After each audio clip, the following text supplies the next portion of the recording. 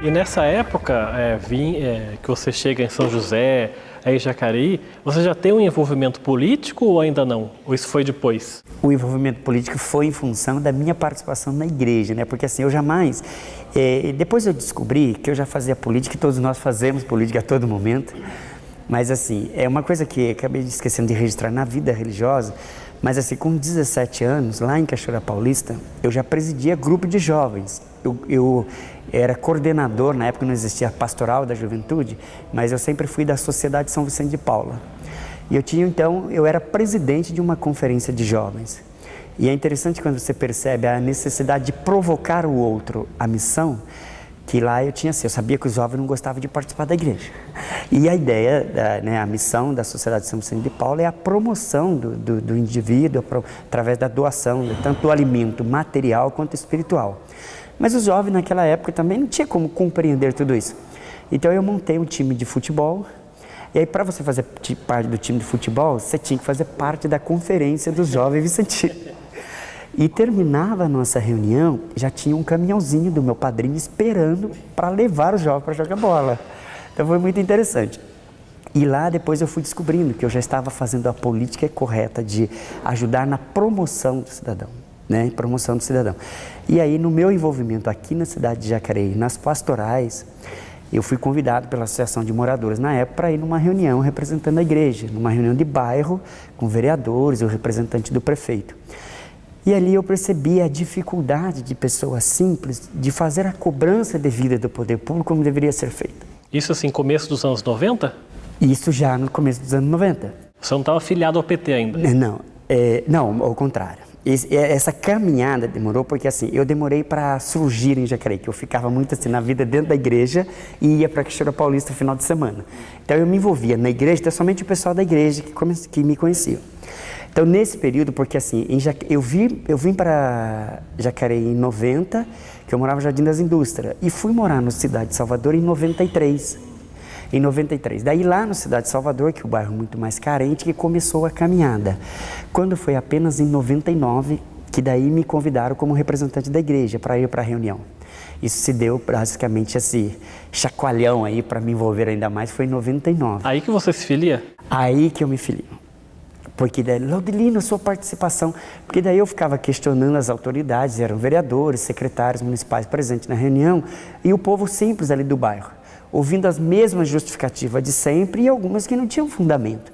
Então a proposta era o seguinte: precisamos fazer diferente, precisamos mostrar para eles que nós estamos aqui, existem vidas, era um bairro muito grande, carente, e as coisas aquela região precisaria de um tratamento diferenciado.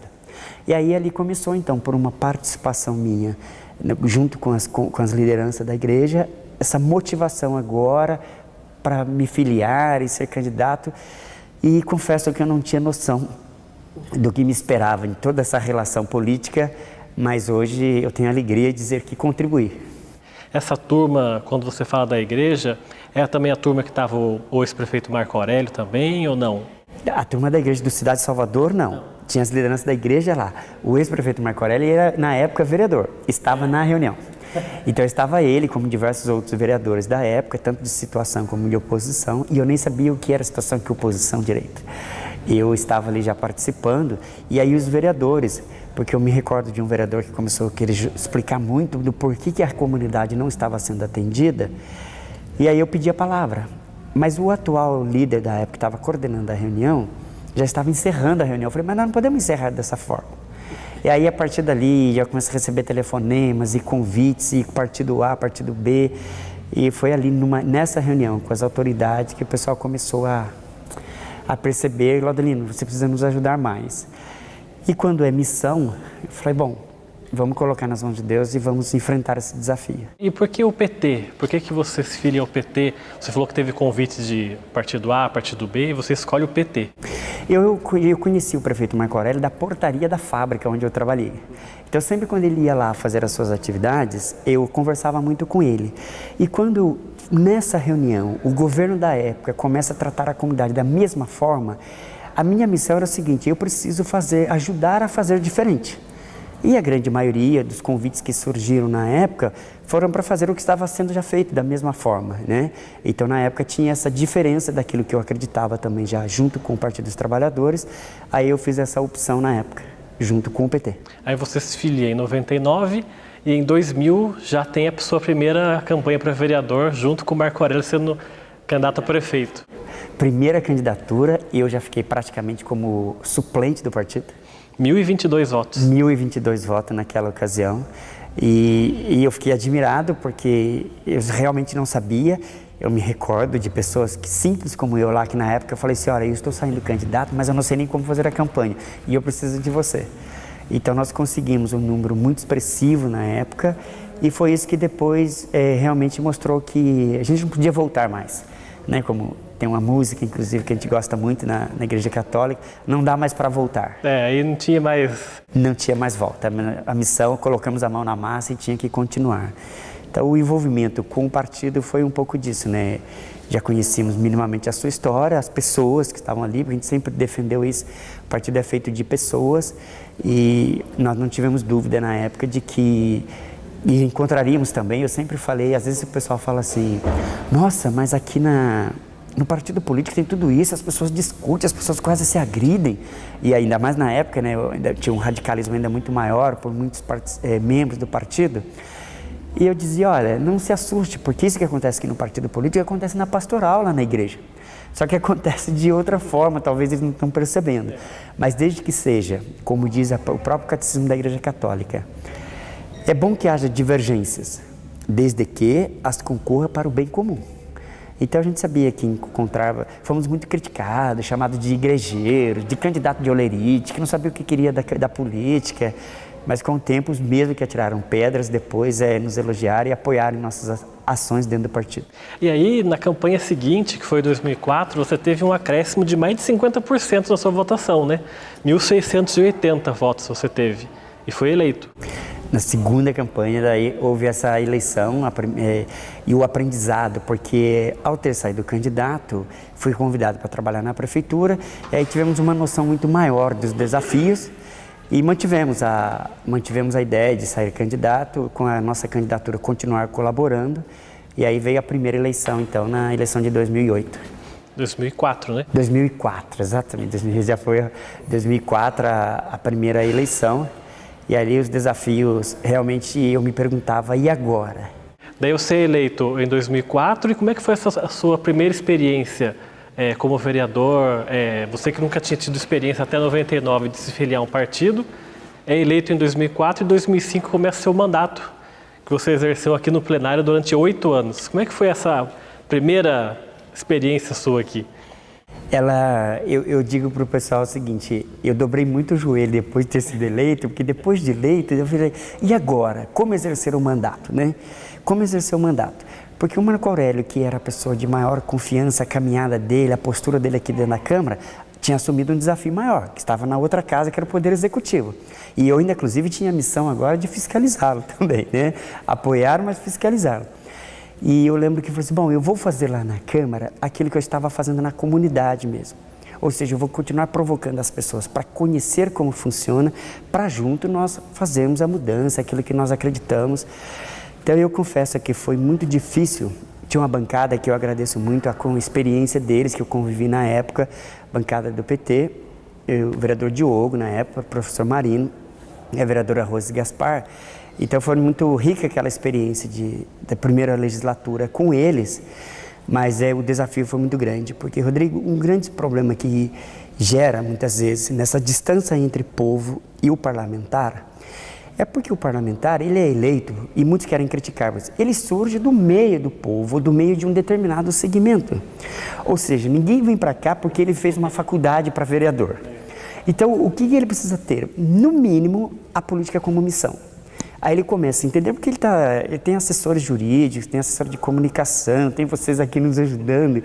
Então, é possível ele ir construindo, mas se ele não tiver essa experiência de comunidade, eu sempre digo isso e falo assim, quem não vive comunidade não serve para política. Quem não vive comunidade não serve para política. E a comunidade não é somente a comunidade religiosa, é o seu grupo, a sua comunidade, a experiência com os outros.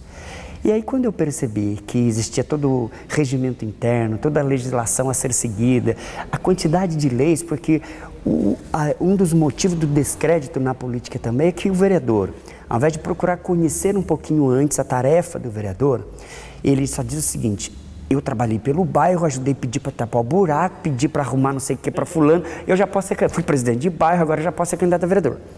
Mas ao chegar aqui, e aí durante o período de campanha, ele fala de uma série de coisas que pela própria Constituição está impedido de fazer aquilo. Como ele não teve uma noção mínima, ele fala coisas que infelizmente comprometem todo o trabalho dele depois, né? E aí ele chega aqui, ele já vai se sentindo culpado. E agora, que eu não posso dizer, eu não posso fazer aquilo. Ou então ele fala só para arrecadar voto e depois ele sabe que ele mesmo não vai poder fazer aquilo, né?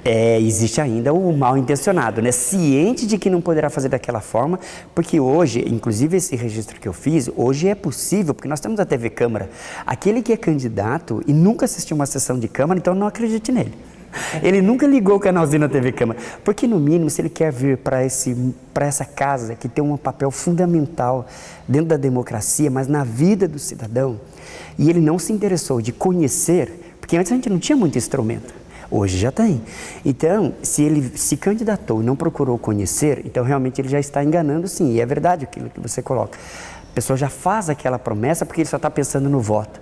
E esse desafio que é colocado para nós, cada vez mais de resgatar um pouco da esperança e da credibilidade, se o candidato começa dessa forma, e nós já vimos, inclusive na atual legislatura, como em diversas outras, essa situação muito complicada do vereador, do candidato, ele é eleito por um grupo totalmente diferente e com tempo muito curto, ele já mudou de partido ou ele já mudou de lado. E o povo que está lá fora não consegue entender isso. Então é assim, isso é uma situação muito complicada ainda, que os vereadores, todos nós, agentes políticos, públicos, mas principalmente o detentor do mandato, ele tem que estar atento a isso. Porque ele estava com um grupo e de repente ele já está com outro. Não que eu não estou dizendo que o vereador que está na base de um determinado governo, ele não vai exercer seu papel de vereador. Mas aqueles que foram eleitos junto com aquele governo. Aquele que de repente começa por trocas, passar de lado, isso gera um problema e aumenta muito o descrédito, que já não é pouco na política. E você foi um vereador de 2 mandatos, né, 8 anos de mandato, sempre de situação. Você pegou o segundo mandato do Marco Aurélio e o primeiro mandato do Hamilton. Como é que foi para você exercer o mandato sendo situação? Porque eu não sei, você pode falar melhor se é mais complicado ser situação ou não sei, aí você explica como é que se deu isso na sua vereança aqui na Câmara. Isso depende, o que vai definir se é pior ou se é melhor é o grau de compromisso com a cidade. Porque é interessante isso, como você é a situação, você tem a única diferença, não adianta os demais falarem que assim, você tem apenas o acesso às informações, porque quem é a oposição muitas vezes esquece do caminho do diálogo, porque dos 2 governos que eu presenciei, que eu fiz parte, eu nunca tive dúvida disso, inclusive porque eu fui líder dos 2 governos, fui líder do governo, nós sempre tivemos aberto ao diálogo, sempre aberto ao diálogo. Então, a diferença é que quando você está na base de sustentação, você tem uma relação mais próxima da rotina do governo, que permite que a sua legislatura, você tenha mais propriedade, inclusive, para dizer o porquê disso ou não, aquilo, né? O porquê do sim, o porquê do não. Quando é oposição, se você faz uma oposição também de forma responsável, fazendo diálogo, eu não vejo tamanho problema. Às vezes até mais cômodo realmente, quando não tem determinado atendimento, pode ser mais cômodo. Agora, se a pessoa quer fazer a política, principalmente, que eu sempre digo que o mandato, a legislatura ou o mandato legislativo, ele tem que ser uma ferramenta de educação para a cidadania. E muitos não trabalham dessa forma. Porque se é uma ferramenta de educação para a cidadania, mesmo que aquele munícipe não foi atendido, mas o vereador tem condição de dizer para ele do porquê não foi, e quando poderá ser, e como será esse atendimento. O problema é que os vereadores são eleitos da forma como a gente citou um minuto antes, depois ele fica com medo do munícipe. Porque ele mesmo já se comprometeu de tal forma que ele agora não sabe como dizer não. Então é um risco muito grande em cada gesto do parlamentar.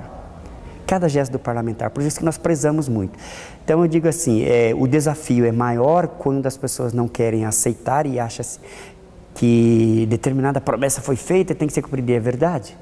Agora, eu sempre falei, quando você escolhe um governo, você escolhe um programa de governo.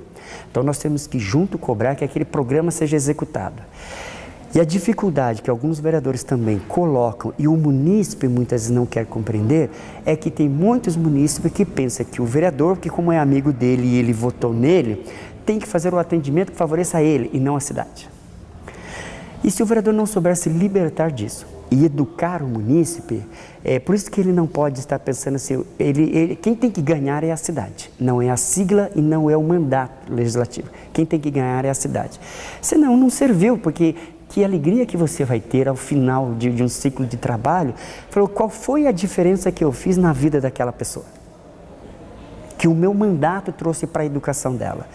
E ela continua mesmo, porque a gente recebe muitos atendimentos, e os vereadores eu sempre ajudava até, mesmo sendo novo na casa, fiquei só 2 mandatos, mas eu dizia muito para eles o seguinte, cuidado que o munícipe que já chegue no seu gabinete, olha, senhor vereador, minha família inteirinha votou no senhor, por isso que eu vim aqui pedir isso.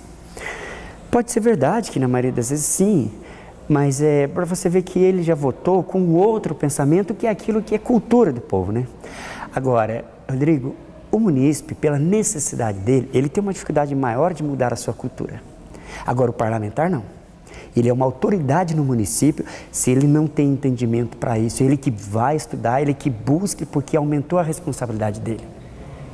Ele não é mais uma simples liderança da igreja ou da associação da onde ele vivia. Ele agora é uma autoridade que tem que ajudar a olhar para todos e principalmente trabalhando com a visão de que a cidade cresça e que a oportunidade seja para todos. Não uma cidade perfeita, ninguém está dizendo de cidade perfeita, mas uma cidade onde as pessoas possam sofrer um pouquinho menos. Você foi candidato 2000, 2004, 2008, 2012 e o ano passado você não foi candidato. Não foi por escolha sua mesmo ou porque o partido não quis? Por que você não foi o ano passado? Até os 50, eu ainda vou me preocupar um pouquinho mais. Depois dos 50, eu vou deixar naturalmente. E, aliás, na próxima semana, com a graça de Deus, estarei completando meus 52. Mas de lá para cá, quando eu deixei o mandato, tudo, não descuidei, logicamente, da imagem assim, mas eu falei assim, olha, eu vou sofrer um pouco menos, porque como a gente estava toda semana na TV, se você deixa, né, então eu tinha que cuidar sempre ali. Se você deixa muito solto, o pessoal fala, o vereador não cuida nem dele, não vai cuidar da cidade, né?